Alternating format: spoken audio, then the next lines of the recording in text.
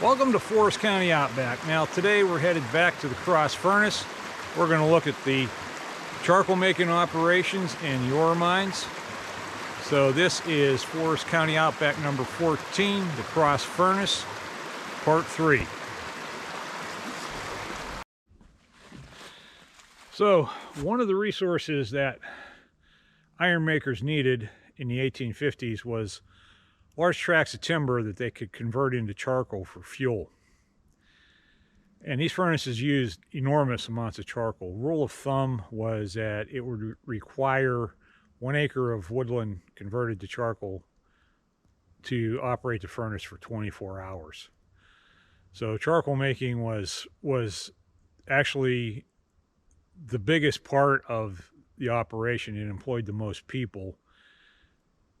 And making charcoal at that time was called coaling.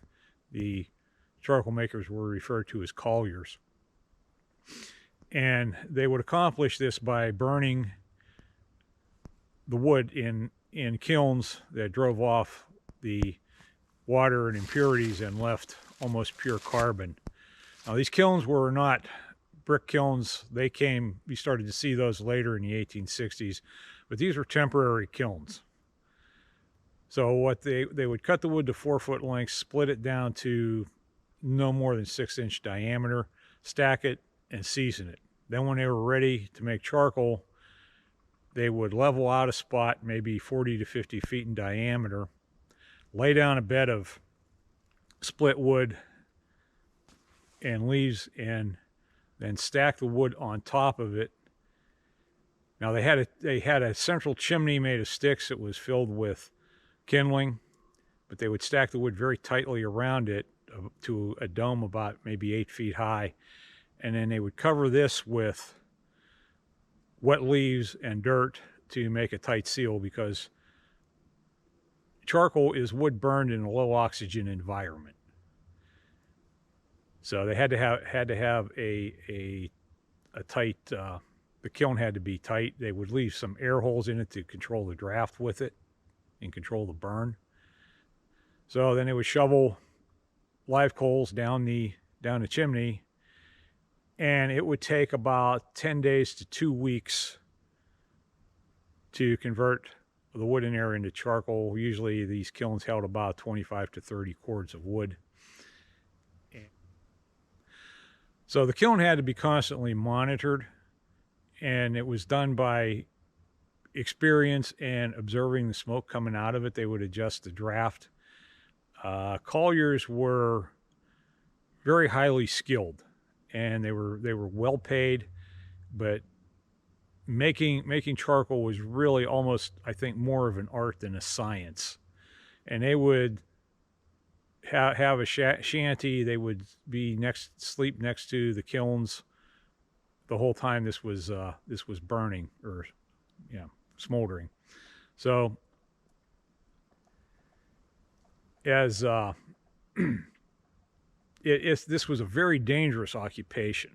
Okay, if the covering and the draft and everything was not adjusted right, the thing could flame up and just turn into a bonfire. Or early in the process, when it was driving off a lot of moisture, the gas, if it wasn't venting well enough, the trapped gases could cause an explosion. And the other thing, as it burned down, it would lose volume. It would end up with the volume would be about a third of what you started with. And they would have to keep tamping it down to keep a good seal on it. And this part is absolutely bonkers. They would tamp it down by walking on it. And that's just insane. Colliers, many of them died doing this. They would break through, and probably what would happen if you break through in a rush of oxygen, the thing would flame up. And many of them suffered horrific burns and death doing this. It is just crazy to me to think about this. So this furnace has somewhere close to 50 kilns. Like I said, they were temporary as they used up the wood in the immediate area and it got too far to haul wood, they would build another kiln further away. And now I've identified close to 50 kiln sites here. And they would use them over again, but as they used up the wood in the immediate vicinity and had to haul wood further and further, they would shut that site down and move to a new one. And it's interesting, these sites show up on LiDAR. I don't know if I've talked about LiDAR, I probably have, but it's a aerial survey technique. It stands for light detection and ranging, and you can see the ground through the vegetation. This has been a real revolution in archaeology and historical research. But what we found is on the sites here, if you can see this right here, that's a kiln site. They show up on the LiDAR, and the trails that were connecting them and connecting the furnace show up on it too. So anyhow, I've come to this one here. This is, I haven't visited all the sites, and I probably will not, but this is one of the best examples I've seen of one of these kiln sites.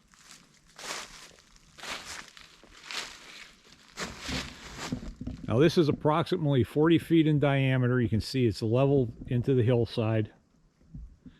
And this site does show up very well with a LiDAR. And you can see there's a change in the vegetation. There are trees growing here. In the summertime, when the grass is up, the grass here is very short. And it is very obvious that there was something here. They're not all like this. Some of them are, they've accumulated a lot of new soil over top of them, and they're not always this obvious. But how do we know this is a kiln? Well, very simple. Okay. I would admonish people not to dig on sites, but I just scraped away a little bit of the soil here, and we have charcoal here. So you can see that's a dead giveaway. So, like I said, really, there's not much to see here. But it's just, it's interesting, I think. Now, they did have shanties that they slept in so they could stay close to the kilns when they were working them, but they were usually just like bark shanties, and they disappeared. It's very unusual to find one.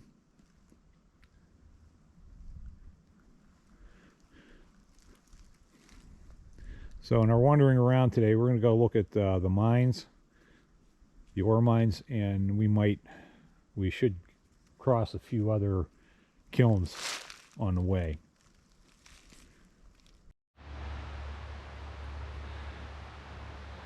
I said that first site we looked at was a best example of a kiln that I could find, and this is one of the poorer ones.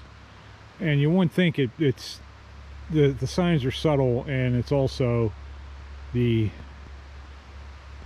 taking the GPS coordinates off the satellite and comparing them here. This here was the site of a kiln also.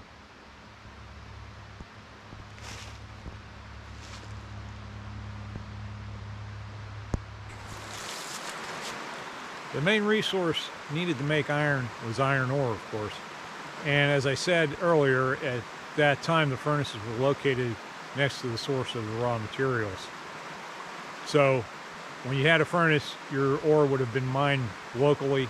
And there were a couple different deposits here. There was a large bed of bog ore, and that's found in stream beds and marshy areas and that. And it was mined by hand, and those particular areas you rarely find any evidence of them. Traces vanish pretty quickly. There were also veins in outcroppings on hillsides, which we'll look at one of those mines a little bit later. It's up on top of the hill behind me, about 200 feet higher in elevation. And then there was this place next to the stream bed.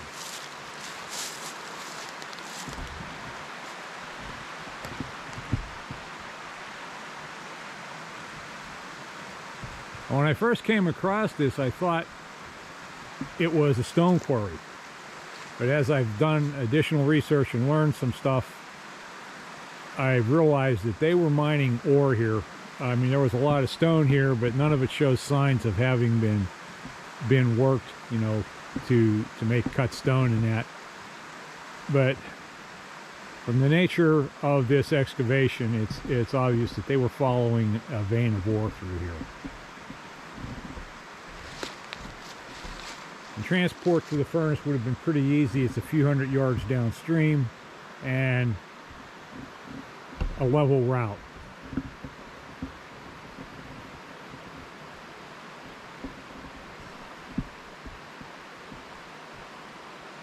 This would have been done mostly by hand, or probably might have been some blasting.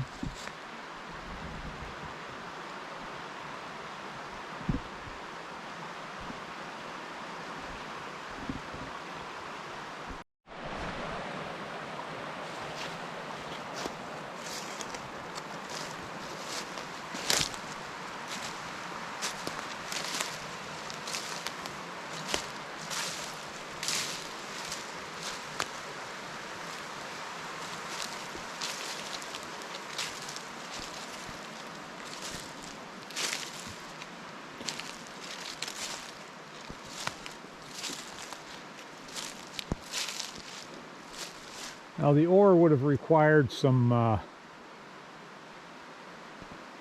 refining before it went into the furnace. They would try to remove as much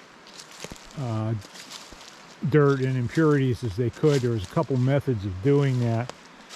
One was just busting it up with hammers and sifting the dirt out, or crushing it with rollers, or washing it. I guess similar to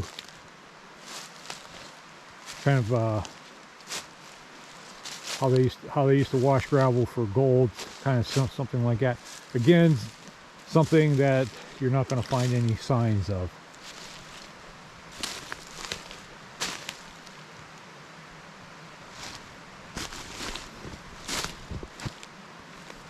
So you have to imagine,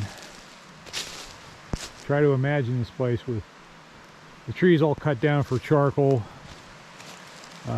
The furnace was very noisy, very smoky. You would have heard it, probably heard it for miles around here. You know, all the activity that was going on.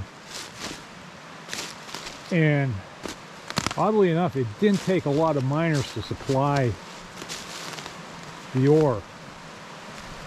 Probably less than 10 miners would have been enough to keep that furnace supplied with ore. Now, one of the other ingredients was limestone, and where that came from I have not been able to determine.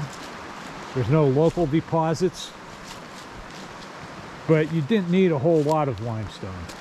I think I read somewhere that a ton of ore required about 50 pounds of limestone to work as a flux, so that's something that could be reasonably hauled in here from a great distance.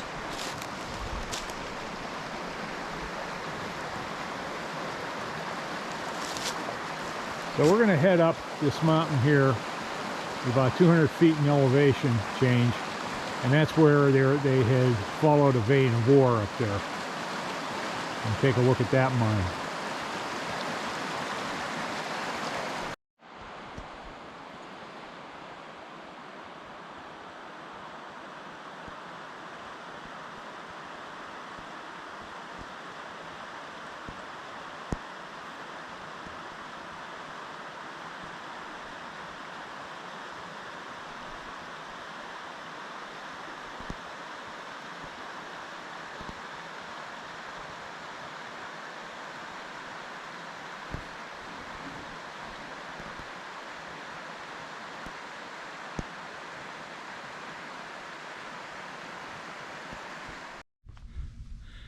We're at the ore mine on top of the hill above the furnace, and it's supposed to be 200 feet higher according to the GPS, but I don't know, seemed a lot more than that.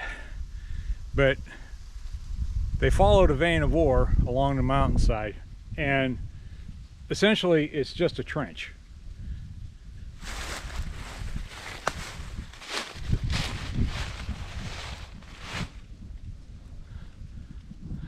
And it runs along the hill. I think it's like 600 feet long.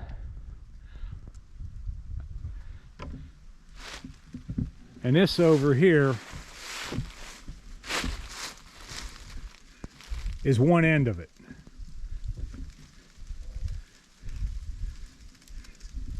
So there was another vein that they followed above the Hickory Narrows, right on the very edge of, if you're going through the Narrows, like if you're going upstream that hill on the right at the very top of that where it breaks down, there's another mine over there, and runs right along that edge, and it's similar to this. It's all that remains is a trench in the ground.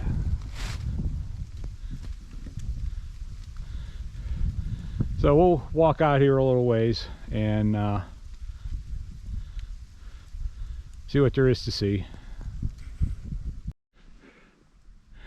Well, they didn't do any more digging than they absolutely had to. They weren't worrying about making this thing level. They were just digging the ore out. Well, there's a couple places here what looks like the bank has slidden in.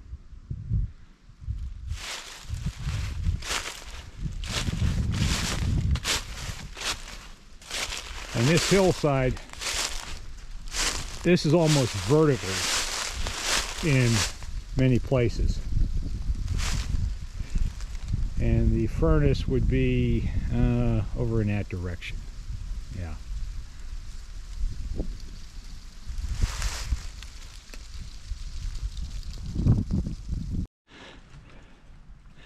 Every once in a while you'll see a cut like this.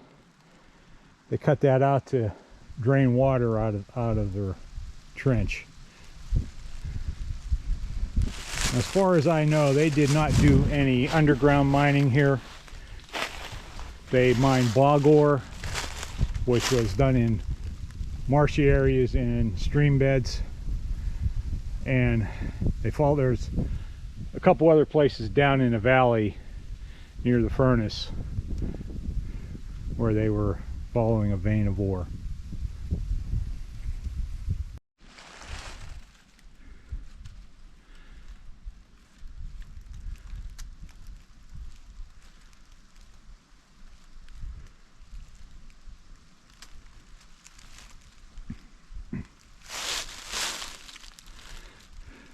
Now imagine this hillside with no trees, which is eventually what happened as the charcoal operations were proceeding. They would strip all the trees.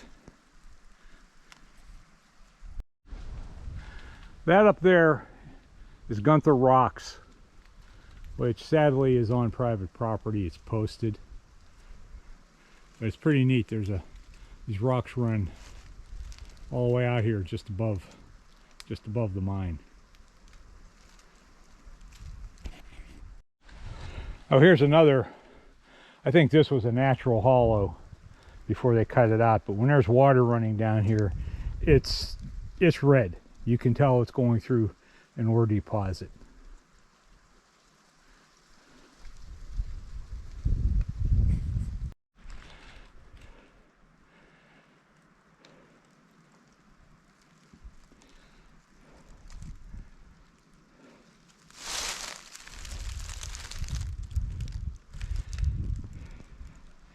And here's the other end of it.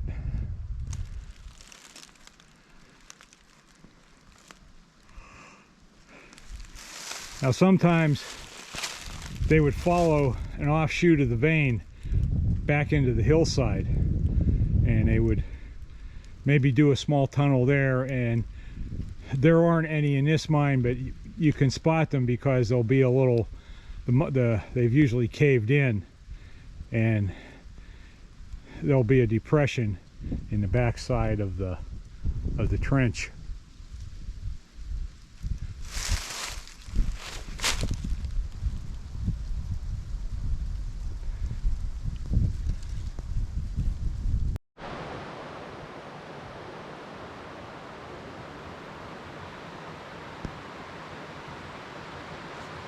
This kind of thing could almost make me, this kind of setting could almost make me believe in Bigfoot.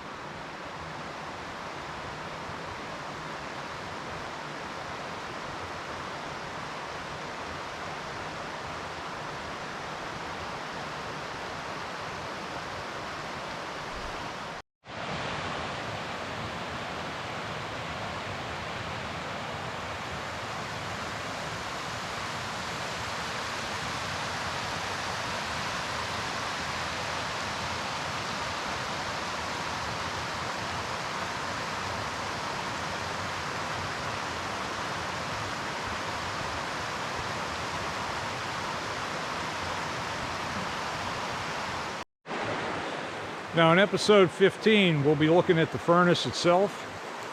So if you like our videos, hit the like button, subscribe if you haven't already, share, comment, and thanks for watching. We'll catch you on the next one.